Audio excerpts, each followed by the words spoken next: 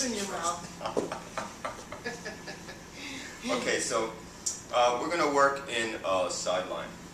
So there's transitions into sideline, and when we do sideline work, we want to encourage that the person's head is bolstered. So when they do go in sideline, that their spine is even. Okay. So pillow, sure, anything so that their head isn't like this. You know, so you want the spine relatively even. Okay, so in sideline work, there's a couple of things just to get them into sideline. Nice stretch first.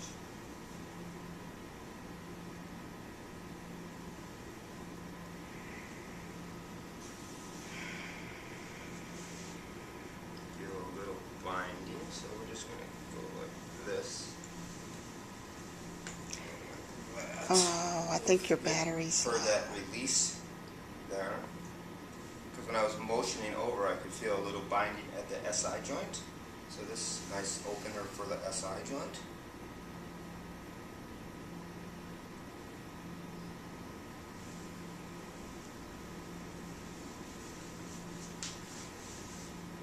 And then we can just come up and bring it on the sideline.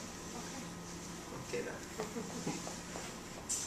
And we're going to do a stretch overhead. So now the sideline, the side portion of the body is our focus now. So we're going to try to encourage some. I think that's... You want to answer? No. Sure. Could be important. No.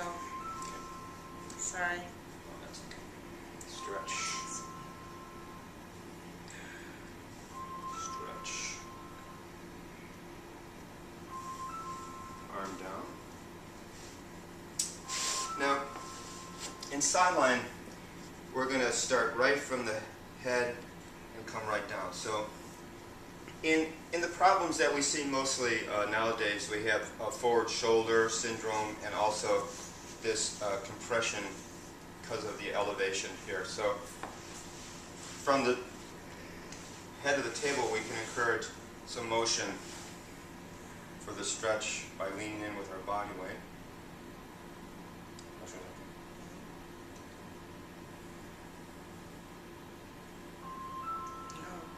Someone just pressed my purse. Just press the button. Well, it'll go off.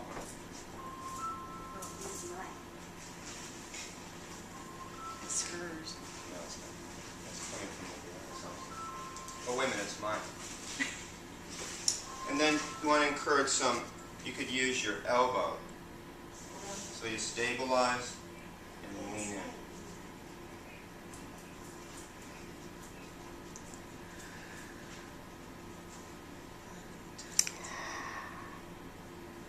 I think your battery's dead. Oh, that's bad news. So can I make faces? I don't know, let me see. Oh, yes, you can. Battery's dying? Well, it was red and now it's not anymore. Probably that face. Yeah. I'm surprised it didn't stop it. Well, it's still going. Okay, cool. So are we. So we're encouraging some pressure here.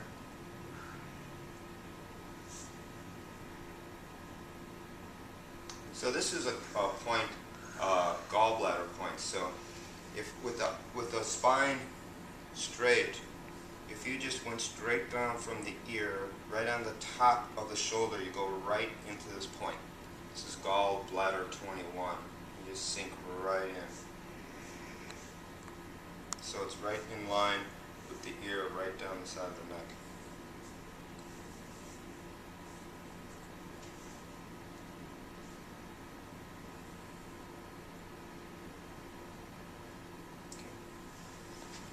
And we're going to come around.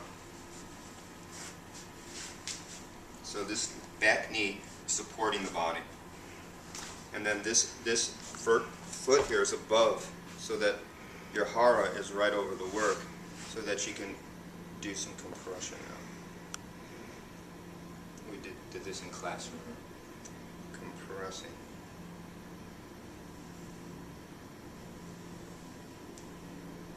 You don't want to compress over the ear, but more of a crescent moon shape around like this in the palm of your hand, the heel sinking.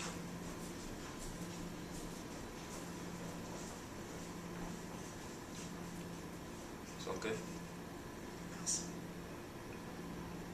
Okay.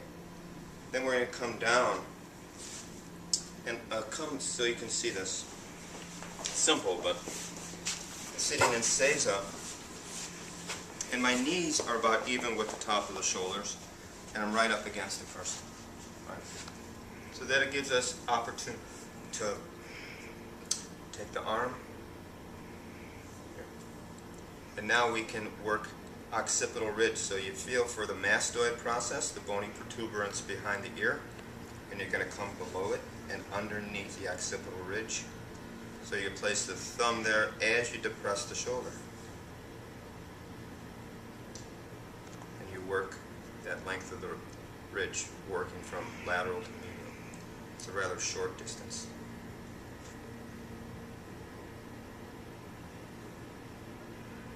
So pressure here and pulling down. So when you mentioned about some of your clients with real tight necks, sideline work like this, ooh la la. And some petrissage. Making sure that you work behind the SCM. You don't want to work in front of the SCM.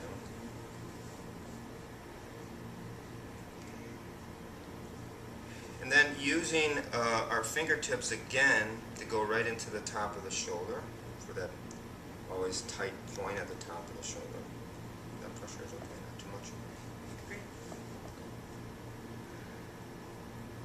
And then we're going to intertwine our fingers, inhale, and on the exhale, we're going to lean back and then use the weight of our head to stretch our neck.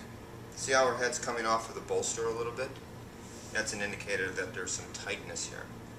So the more she lets go of her head, the weight of it is going to stretch the neck. So that stretch is very good for loosening the neck. And then hand here come apart, cupping the front and back of the scapula. And we're just going to do some nice full range of motion. One way, then the other.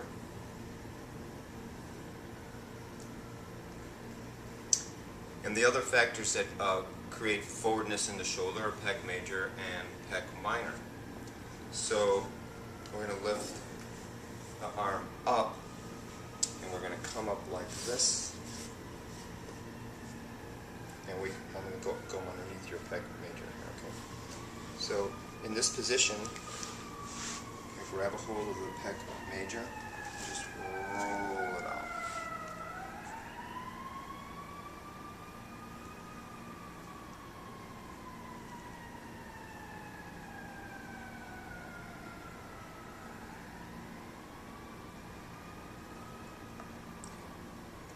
And then the pec minor is directly. Yeah, you signed the waiver. Okay, it's too late. The pec major is underneath the pec minor is underneath the pec major.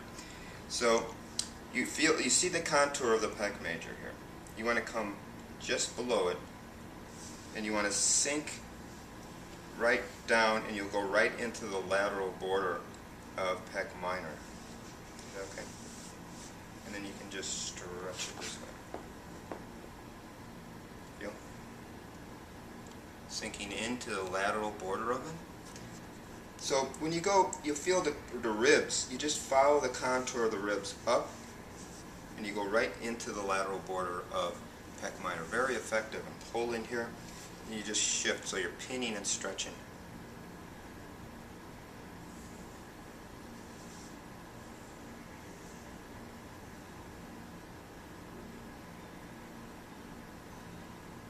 Silence filled the room. We're going to come down, and now we're going to stretch that out.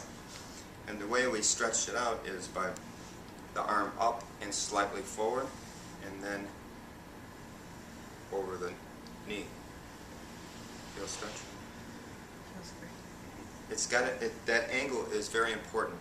So if you have the arm straight up and you go back, you're not going to stretch the pec minor. Okay, what you are going to do is put a little excessive stress on the elbow, on the shoulder joint. But if you motion the arm forward more and replicate this angle, then they'll get the stretch.